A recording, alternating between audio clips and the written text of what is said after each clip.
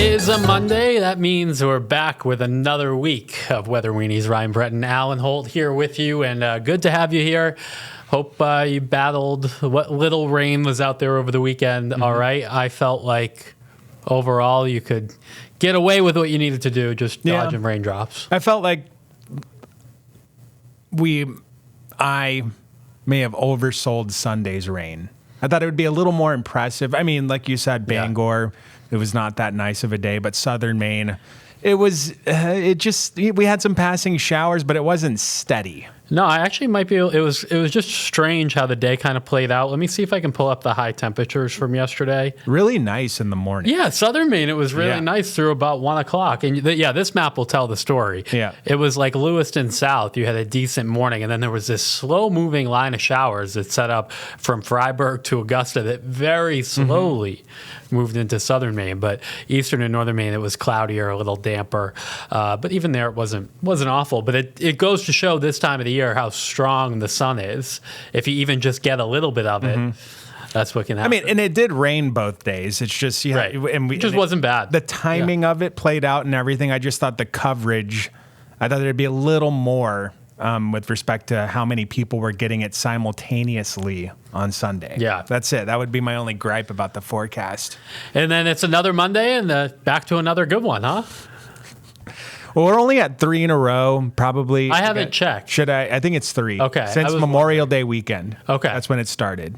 Oh, it did. I feel like it goes back farther than that. No, because it was Memorial Day weekend. It cooled down and it got rainy on Sunday. Right. And it rained Monday morning. Monday afternoon was nice. The weekend before that was really nice. I golfed. And the weekend before that is the one where I saw you on the trail. Oh, okay. Yeah, you're right. Yeah. It must just be that all of our perceptions are thrown off because last May and June, we had so many wet weekends. But we're at 3. I don't want to talk about it yet. But it seems like most Mondays have been nice. Yeah. Because I was talking to Brian and Amanda at noon. That's always been it feels like it's been a joke now for a little while. Nice thing about today, too, is that the dew points are really low. Yep. And these are coming up. Yeah. Later in the week. Yeah. Definitely going to come up. And it's funny, I had the windows open last night, and it did get a little cool, and I woke up, it was like 3:55. Oh, so the sun was up.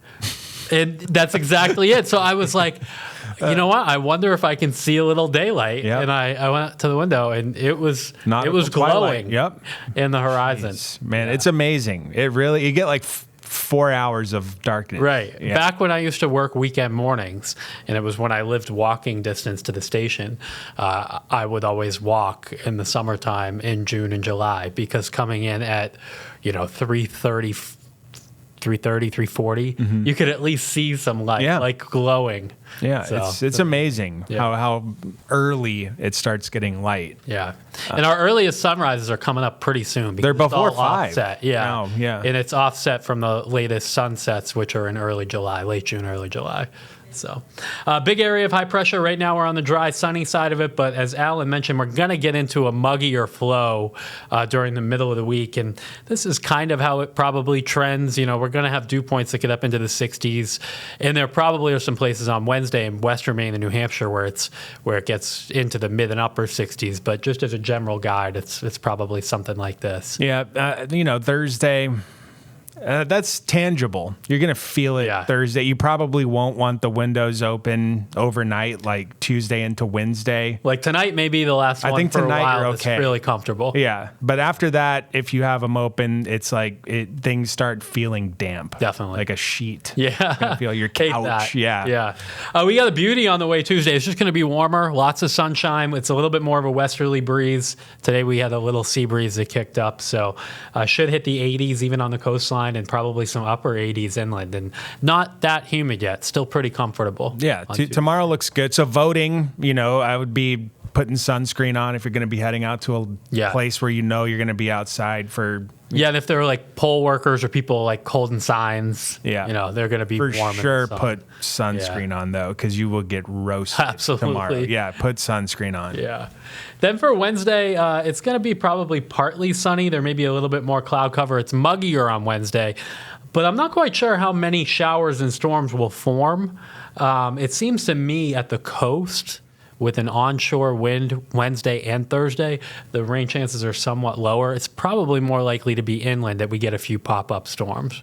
Yeah, north for sure. Yeah. It's interesting to see how much of an influence on mitigating storm chances, especially like in the afternoon. Yeah. Once that onshore flow is established, it just... And it's really, especially an early season thing. Oh, it's so not as pronounced. It's not as August. pronounced later in the summer. Okay. But this time of the year, at the ocean, it's in the mid-50s. It's actually come up about 10 degrees in the last 5 weeks. So that's been good to see. But it's still enough of a stabilizing influence that, there might be some rain that gets to the coast, but it just seems like inland areas are probably going to be more favored both Wednesday and Thursday. There could be a few on the coast, but we'll see. And then Friday, the model here is actually the Euro.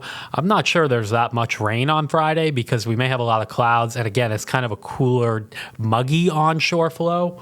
So again, that probably doesn't lead to a whole lot of rain on Friday, but then this front coming in Friday night into Saturday, that's probably the period of time with the most rain this week. Yeah, this looks like the best chance, and it's on Saturday. Yes. And there are timing questions. How quickly does it move away? I leaned away from the European model when doing the 7-day. We actually have talked a little bit. It seems like the GFS has been somewhat better. I think it has been. That 4 to 8 day range.